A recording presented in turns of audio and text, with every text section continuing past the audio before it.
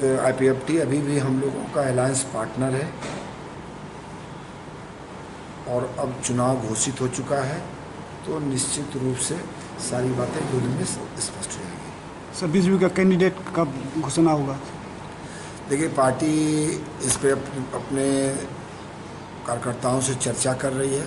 चर्चा करने के बाद समय रहते सब घोषित हो जाएगा। देखिए, भारतीय जनता पार्टी कार्यकर्ताओं की पार्टी है, संगठन की पार्टी है और संगठन के नाते कार्यकर्ता पूरी तरह से ADC चुनाव को लड़ने के लिए तैयार है। जहाँ तक मुद्दा है, पिछले 3 सालों में त्रिपुरा की सरकार ने और केंद्र की मोदी सरकार ने अनुसूचित जनजाति के लिए जो काम किया है और अनुसूचित जनजाति के साथ साथ जो हमने त्रिपुरा को 3 सालों में काम किया है, और माननीय प्रधानमंत्री जी ने 6.5 साल में देश के लिए काम किया। सब कुछ मिला के जो विकास है वो हमारा मुद्दा है।